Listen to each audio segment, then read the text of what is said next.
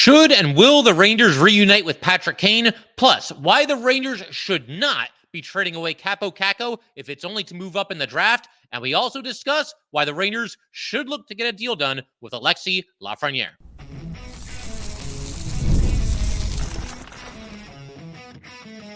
You're Locked on the New York Rangers, your daily podcast on the New York Rangers. Part of the Locked On Podcast Network, your team every day. Welcome back, Blue Shirts fans, to episode number 1098 of the Locked On New York Rangers podcast. I'm your host, John Chick. Just want to thank you guys, as always, for making Locked On New York Rangers your first listen every day. We are free and available on all platforms, including YouTube. And today's episode of Locked On New York Rangers is brought to you by Gametime. Download the Gametime app, create an account, and use code LOCKEDONNHL for $20 off your first purchase. Terms apply. And we are, of course, part of the Locked On Podcast Network, your team every day. So continuing our fun-filled off-season series here where we basically just take a look at different unrestricted free agents from around the league and talk about why they could be a fit for the Rangers, why maybe it's not such a good idea to bring, such and such a player onto this team, et cetera, et cetera. Try to figure out, contract lengths and dollar amounts and all that fun stuff. Of course, the start of unrestricted free agency is now less than a week away. Monday at noon is when it begins. We're going to be doing a live show at that time. But one of the players that we want to talk about today, we've already covered Tyler Toffoli and Jonathan Marchessault. Those are the last couple episodes. You can go back and check those out if you missed it. But for today, it's going to be Patrick Kane. And hold on to your hats for this one because Patrick Kane basically divided this entire fan base before he ever even got to the Rangers, before we even knew for sure that the Rangers were going to acquire him. The fan base was divided on Kane while he was here and divided since he left on whether the Rangers should bring him back or not. And I'm sure there's going to be some division this time around as well. Either this debate or the one on Ryan Lindgren and what his future should be with the Rangers, one of those two things is basically going to maybe be the end of Ranger Twitter. But for what it's worth, Chris Johnson of The Athletic believes that the Rangers are currently the front runner for Patrick Kane next season. And here's where I stand on the whole matter. The thing is, you can make a good case either way, but I can't really sit here and come up with any great or even really a good reason why the Rangers should be out on Patrick Kane. If you dig deep enough, you can talk yourself into a couple of different reasons as far as maybe why it's not a good idea. And we're going to give Kane a fair trial here. We'll go through some of the reasons why they might want to hold off, and then we'll go into some of the reasons why it could make some sense and it could be a good thing for this team. The first thing that the Patrick Kane naysayers are going to say is that he's older at this point, and obviously, yeah, he is. He'll be 36 in November. But what I would say as a counterpoint to that is we've seen a lot of hockey players in the NHL be very, useful at that level. Maybe they're not quite in their prime anymore, but they're still darn good players. There's a couple of them in the league at this moment. So I don't think that Patrick Kane being 36 should necessarily, or he's going to turn 36, should necessarily be a deal breaker as far as the Rangers and potentially bring him in. And he also, just this past year at the age of 34 and then 35 for the majority of the season. And in fact, he was, I think, 35 for the entire season by the time that he got back because he started the season injured, signed with the Red Wings, obviously played out the season for them. But 50 games with the Red Wings, 20 goals, 27 assists, a team that he joined mid-season, no less. Obviously, he's not really familiar with them or anything that they do, and had a heck of a season for the Red Wings. The other reason why I think there might be some people hesitant to bring in Patrick Kane, it's kind of a 2-for-1 deal. One of the reasons being that you might just feel like there's other guys that are a better fit for this team, and it's more of what the Rangers need. And there's some merit to that. And like I said, there's a lot of different options out there in free agency here. We're going to tackle as many of them as we can before free agency begins here. But the other big one here that I wanted to talk about is what it would cost to bring in Patrick Kane. Because what exactly does a Patrick Kane look like? Patrick Kane contract look like in 2024?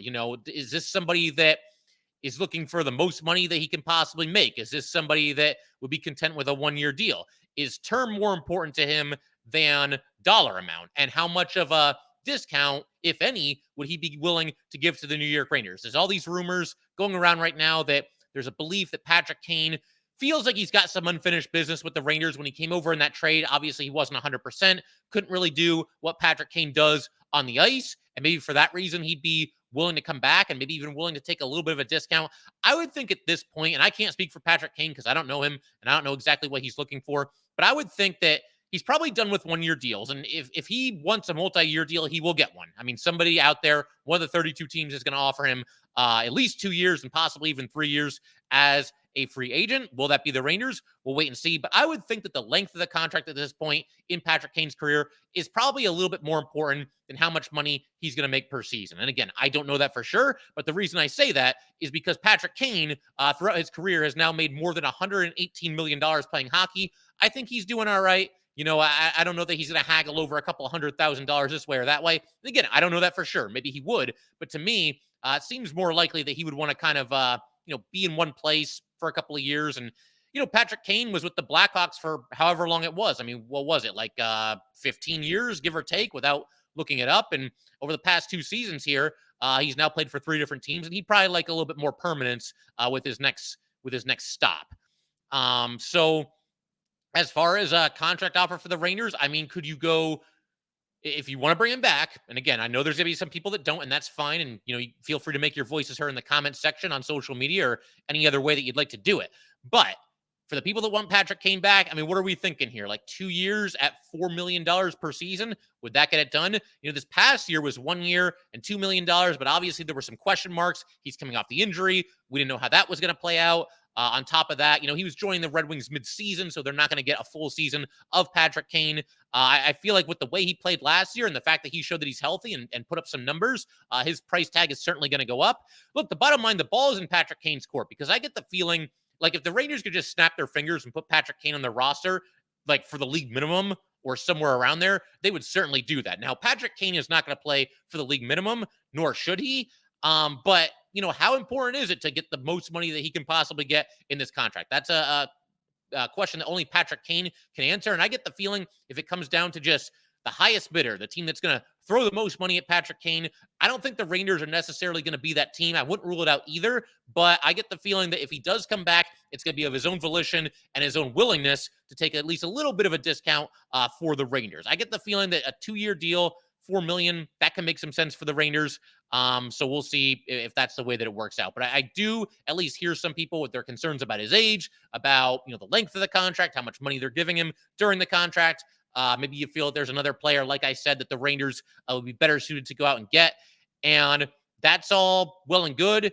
I should actually elaborate on that last part for just a second here. So I think the prevailing idea from Ranger fans right now is you're looking for a forward who can not only play the top 6 from an offensive production standpoint, but who can also, go in, do some of the dirty work, win some puck battles along the boards, play physical, things like that, score a couple dirty goals. Patrick Kane isn't really that guy. But again, if you're getting Patrick Kane for something of a discount and you see what he just did last year, I can't really come up with a good reason to say no to that. And there's also some good reasons to say yes to that. As is well documented, everybody knows this. He's a proven winner. He's excellent in the playoffs, and he has won 3 Stanley Cups. On top of that, the Rangers desperately need a right winger to put in their top 6. And that's been the case basically ever since, not even basically, it's been the case ever since they traded Pavel Buchnevich. And they've tried a whole bunch of different people there. Obviously, Alexis Lafreniere is going to be in the top 6 next season. But beyond that, as far as like right wing in the top 6, we have no idea. You could give Kakko another chance. There could be some other free agent that the Rangers bring in. If you really want to swing for the fences, you can even throw Brian Othman out there and just tell him sink or swim. Although I get the feeling they'll probably bring him along a little bit slower than that. You'll see him maybe on the 3rd line to start next season if he makes the team out of training camp. But yeah, they badly need a right winger. That's been a gaping hole in this team for a long time, and Patrick Kane could certainly fill that need.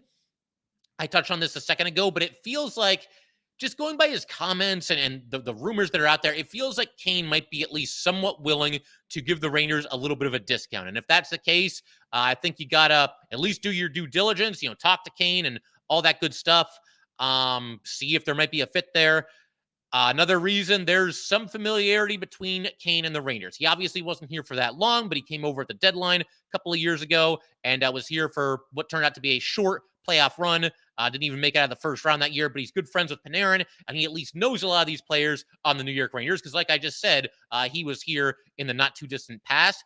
I always felt like when he was here that there were times where maybe he didn't quite fit in. You look at some of these other players that the Rangers have traded for, guys like Kopp and Vetrano and Mott, and, you could even maybe throw in like a Jack Roslovic from this past year. It feels like they tend to gel with the Rangers pretty quickly, just from like a team camaraderie standpoint. And I never got that sense with Kane. But then again, I'm not behind the scenes. I don't know what these guys are doing once they're off the clock and once they all, call it a day and leave the rink for that day. I mean, I don't know that for sure. Patrick Kane, he clearly has some options this offseason.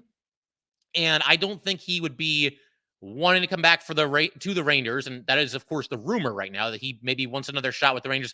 I don't think he'd be really wanting to do that if things weren't good between him and the teammates that he was with the last time that he was here, because it's largely the same team. The core is still in place, and he'd be playing with a lot of the same guys. So with all those reasons, thrown onto the table here, if Patrick Kane is available 2 years at $4 million a pop, I'm certainly open to that idea. It's a tough call because there's guys like Jonathan Marchessault, there's guys like Tyler Toffoli, and there's other free agents that we're going to talk about going forward here. Who's the ideal fit? Patrick Kane's the one that's kind of, it's a little bit boomer bust. You're swinging for the fences and you're hoping that he's going to hold up, physically. Obviously, he is a little bit older now and he has had the injuries. And you're hoping that this is the final piece. This is the guy.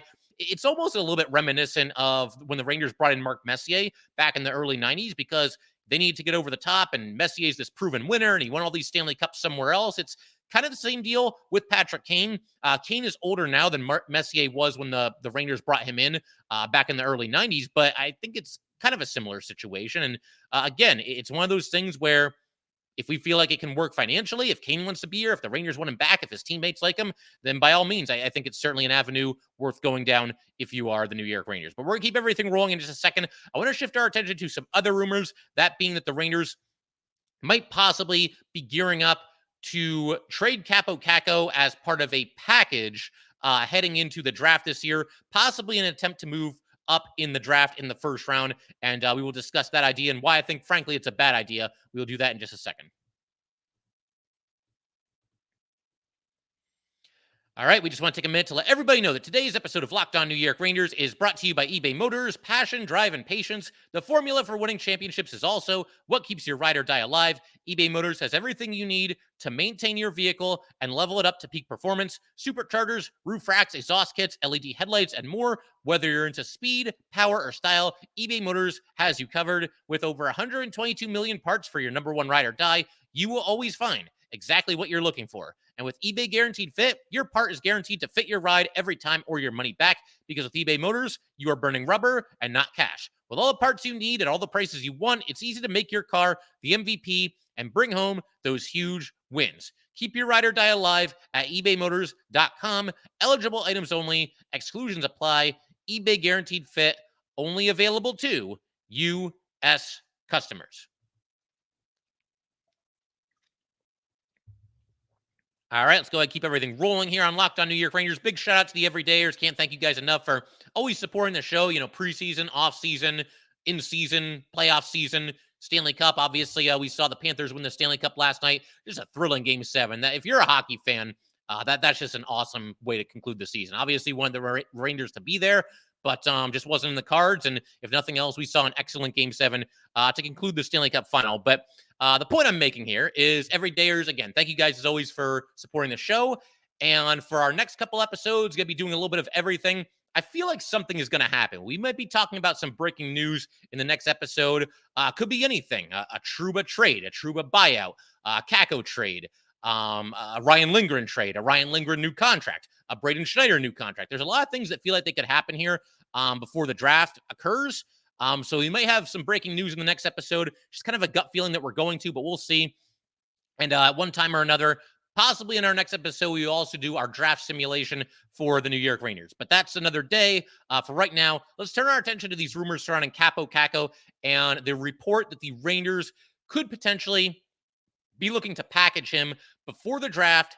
Package him along with the Rangers' first-round pick, the number 30 overall pick, put Kakko and that pick together as a way to move up in the draft. I'm not really feeling it.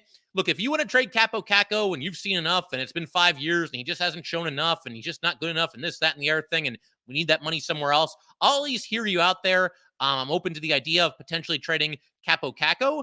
And as we've talked about in the past, even if you like Kakko and you feel like there's still some upside and you like what he does defensively, there's only so much money to go around. And as we've established in recent episodes, between this offseason and next offseason, a lot of Rangers need new contracts. And frankly, a lot of those players are a lot more important to the Rangers than Kaapo Kakko certainly is. But if you're going to trade Kaapo Kakko, I wouldn't do it in this manner because you're doing it with like kind of an eye on the future. And on one hand, I get that you always have to have something of a vision for your team's future. You can't just set yourself up for a decade of rebuilding, because there's teams that get themselves into situations like that. But the Rangers are in a championship window right now, and they have to attack it. So to me, if you're going to trade Kaapo Kakko, I'm not really interested in doing it just to move up from like number 30 to like number 23 or number 22. I mean, that's just not worth the payout. And I realize that by doing that, you'd also be shedding Kakko's $2.4 million cap hit. But even so, to me, that just isn't worth it. I'd rather have Kakko just play out his contract. And if you're going to trade Kakko, again, I'm not doing it in this manner. Do like a 1-for-1 trade with another player around the league, another young player that's maybe scuffling a little bit with whichever team he's on and could use a change of scenery himself. Just do a flip-flop in that manner, and maybe said player figures it out with the Rangers, and maybe Kaapo Kakko goes out and figures it out with some other team. So that could be an option. The other idea, it's been pitched a couple of times. JD from Locked On Sharks did a great episode on this. I definitely recommend it if you haven't seen it. But he, kind of floated the idea of the Sharks acquiring Kaapo Kakko and Jacob Trouba together. And the idea there would be that Kakko would be the sweetener for Jacob Trouba. The Rangers could, wash their hands of the Trouba contract, but it would also cost them Kaapo Kakko. Honestly, I don't hate that idea. I don't know that the Sharks would do that. It doesn't feel like they're really getting enough there. I mean, I guess they could, try their hand at developing Kaapo Kakko and seeing if they can get him to be the player that they need him to be. And as far as Trouba goes, I mean, I suppose he would bring another, veteran voice into a relatively young locker room. So there's that too. You could do a trade like that. If you're the Rangers, I'd be open to that. And the last option, once again, that I like better than the idea of just trading Kaapo Kakko and the number 30 overall pick simply to move up a couple of spots, you just keep Kakko. I mean, he's on a 1-year contract. To give him one more shot. If nothing else, you can count on him for solid quality defense, game in and game out. And here's another thing. You might end up needing, if you're the Rangers, you might end up needing Kaapo Kakko more than you realize, because we don't know how free agency is going to shake out. Kaapo Kakko, if you trade him before the draft, now you've taken your right wing position, a position where you're already pretty thin. I mean, let's just call it like it is.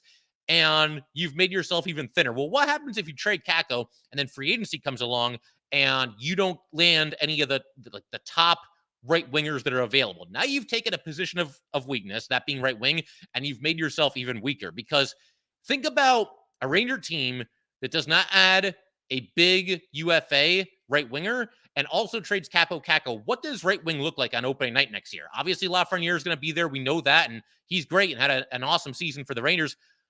Who else are you even putting there? I mean, I hope Brennan Othmann is ready for the NHL, and I hope he's ready to switch from left wing to right wing. He's played a little bit of right wing, but he's primarily a left winger. So, I say all this, and again, I just really don't like the idea of trading Kaapo Kakko if the reason for it is only to move up a handful of spots in the NHL draft. This isn't like you've got the number 9 overall pick and you're going to move up to number 3, and you can then land a player that could be a game changer for your franchise if you're taking somebody at number 3 overall. If you move up from number 30 to, like I said, let's say like 22 or like 20 or 18 or somewhere in that range, by the time you get to like the second half of the first round, it gets to be pretty fluid. I mean, even the best scouts in the world don't agree. There's every scout is going to have a different order, and you might be able to get somebody at number 30 that you can get at number 20 or number 18 or number 22 anyway. So with that being the case, I would just roll the dice with that, and I wouldn't waste my time, trading Kaapo Kakko. The only exception I can think of is if that trade of Kaapo Kakko and the number 30 overall pick that moves you up in the draft, if that then also opens up enough cap space for the Rangers to do something big. And I don't know what that would be. Maybe it's a free agent signing. Maybe it's 2 big free agent signings. Maybe it's a trade that we're not thinking of. I see a lot of people talking about Trevor Zegras, and I'm not feeling that at all. I just don't think he's what the Rangers need. But, it would open up a little bit of cap space if you trade Kaapo Kakko. But, yeah, again, unless you've got a deal or a move like that in place, I just don't see the point of trading Kaapo Kakko, with the sole reason being to move up a couple of spaces in the first round of the draft. I just don't think it's really that important. So that's where I stand on that. In just a second, we're going to shift our attention to another young player for the New York Rangers, another member of the former kid line, and that would be Alexis Lafreniere. Apparently, it sounds like him and the Rangers are going to wait until next offseason to negotiate a new contract. I'm not really feeling that either. I'd like them to do it now, and going to explain why in just a second. All right, we just want to go ahead and let everybody know that today's episode of Locked On New York Rangers is brought to you by Gametime. Gametime is an authorized ticket marketplace of Major League Baseball, which makes getting tickets even faster and even easier. Prices on the Gametime app actually go down the closer it gets to the first pitch. With killer last-minute deals, all-in prices, views from your seat, and their lowest price guarantee, Gametime takes the guesswork out of buying MLB tickets. Save up to 60% off buying last minute for sports, concerts, comedy, theater, etc. Save even more with exclusive in-app deals on select seats ahead of the game or the event. Save even more when you choose a section and let Gametime choose the seats. Take the guesswork out of buying MLB tickets with Gametime. Download the Gametime app. Create an account and use code LOCKEDONNHL for $20 off your first purchase. Terms apply. Again, create an account and redeem code LOCKEDONNHL for $20 off. Download Gametime today. Last minute tickets, lowest price, guaranteed.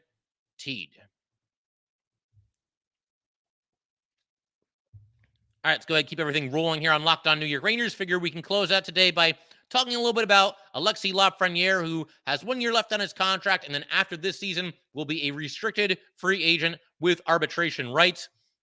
There was a report let's try that again. There was a report from Vince Mercogliano and a couple of other people as well that mentioned that the Rangers and Lafreniere seem likely to hold off on negotiations for a new contract until the next offseason.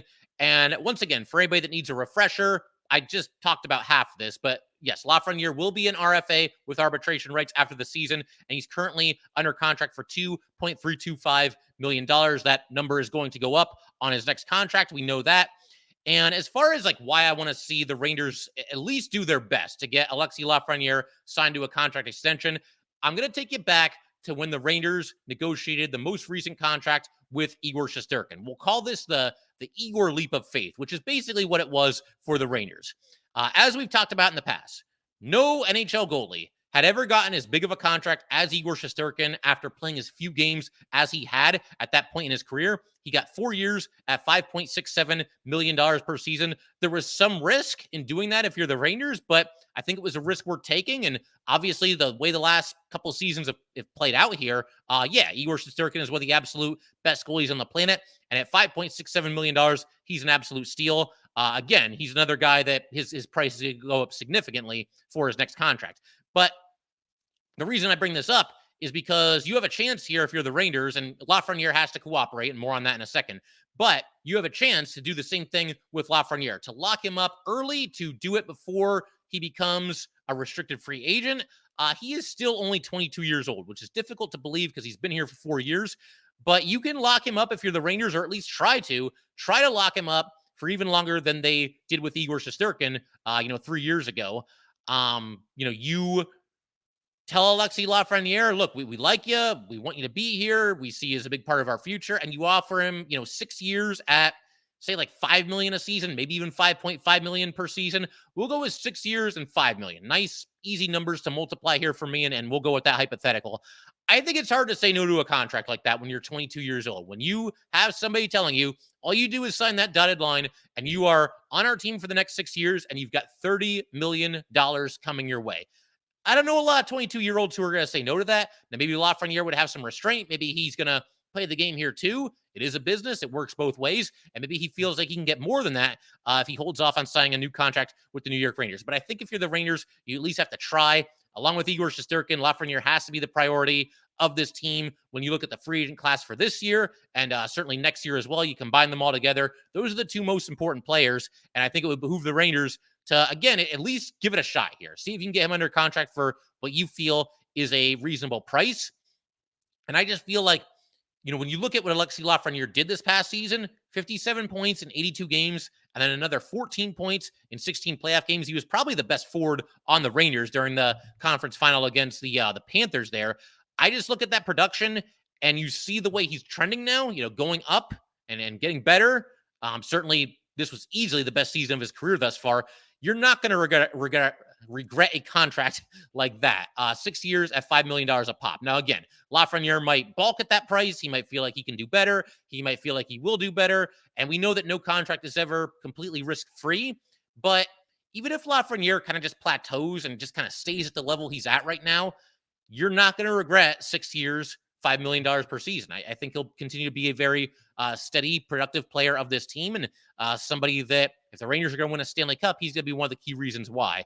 I also see people on social media who seem to favor this plan. They seem to like the idea of letting Alexis Lafreniere play out the last year of this contract here before engaging in contract negotiations. And certainly, I respect everybody's opinion. And if you feel that way, then more power to you. But I would counter that by saying that makes sense if we're talking about like a guy in his early 30s who's like a career journeyman who's coming off the best season of his career. At that point, you might want to see him do what he does another year. And okay, is he for real? Like, how should we approach this? This is Alexis Lafreniere here. This is somebody that was the consensus, hands down, slam dunk, number 1 overall pick in the year that he was available in the draft. And of course, the Rangers did indeed take him number 1 overall. You know, all the hype, all the skill, all the scouts universally agreeing that this guy is going to be a big time player in the NHL for many, many years. And you see what he just did this past season. So the idea that like they should wait, if they wait, he's going to have another great season for this one coming up. And then his price is eventually going to be even higher because he's going to continue to basically stack his resume one good season after the next. And sooner or later, if you let him keep doing this before you commit to him long term, he's going to command one of the biggest contracts in the NHL. And we know these contracts just in general over the years, they seem to get a little bit, richer and richer. There's a lot of talk about Igor Shesterkin is to be the highest paid goalie in NHL history, at least in terms of average annual value. And that probably is what will end up happening. We'll see. But again, the longer you wait in these situations, the more it's going to end up costing you in the long term. And so that's why I think the Rangers should do everything they can to get a deal done. Now, it does sound like reading some of these reports that maybe Lafreniere is the one who seems to be in favor of letting his current deal expire, just playing out the next season. And then, okay, let's sit down and let's negotiate a new deal. And if that's the case and he's determined to have it unfold that way, I mean, you can't force him to sign a contract, right? So if he wants to do it that way and again, he wants to play the game a little bit, then bet on himself. He has every right to do that. We do hear about how it's a business, and if it's a business for the Rangers and all the other teams and all the other owners, then it has to be a business for the players as well. The good news here that should alleviate some Ranger concerns, though, about Lafreniere and his future with the team. He is once again a restricted free agent after this season, not an unrestricted free agent, which means that the Rangers still basically hold all the cards here. When you're a restricted free agent, there's only so much you can do. There's only so much leverage you can get. Now, he does have arbitration rights, but an RFA, again, there's only so much they can do. They eventually have to sign the contract with their team and play out whatever deal is given to them and come to some kind of an agreement. If he was a UFA, then I'd be pounding my fists on the table and telling the Rangers to get a deal done right here and right now, because you do not want him getting to be a UFA. So again, the fact that he's an RFA, it does take away some of the pressure to get a deal done now, but I would still look to get it done. Take that leap of faith like the Rangers did with Igor Shesterkin. And honestly, this doesn't even feel like that much of a leap of faith. Lafreniere showed us this past season that he's going to go on to have a really nice career. Hopefully, the vast majority of it with the New York Rangers. But I just feel like the sky's the limit with this kid. And again, the theme here, the longer you wait to get this done, the more it's going to cost you in the long term. I think you owe it to yourself to at least dangle a contract extension, on the table and just see if you can get something done at a reasonable cost and see if maybe Lafreniere would be tempted to sign a long-term deal. The other thing here too, if Lafreniere were to take that hypothetical deal that I threw out there, 6 years at like $5 million a pop, I mean, again, $30 million coming his way, and he would also be a free agent again while he's still in his 20s. He would be 28 when he becomes an unrestricted free agent, and he can cash in again at that point and probably get an even bigger deal. I'm getting ahead of myself a little bit here, but I think it's a win-win kind of a contract offer from the Rangers to Alexis Lafreniere, somewhere in that vicinity. And again, the ball is in Lafreniere's court. We talked about earlier in the episode how with Patrick Kane, if he wants to come back, ball's in his court. Same thing here with Alexis Lafreniere. I get the feeling that if he was willing to talk and open to a contract extension, which maybe he is, then certainly the Rangers would sit down with him. But we'll see. Obviously, that this could play out one of a lot of different ways, and we'll see how it goes. And if anything does happen, you guys know we'll be talking about it later that day here on Locked On New York Rangers. But I figure we can call it there for today. go ahead. I heard from a couple of you guys for the mailbag episode that will eventually be happening. If you have any questions about the Rangers, anything along those lines, certainly feel free to send them my way.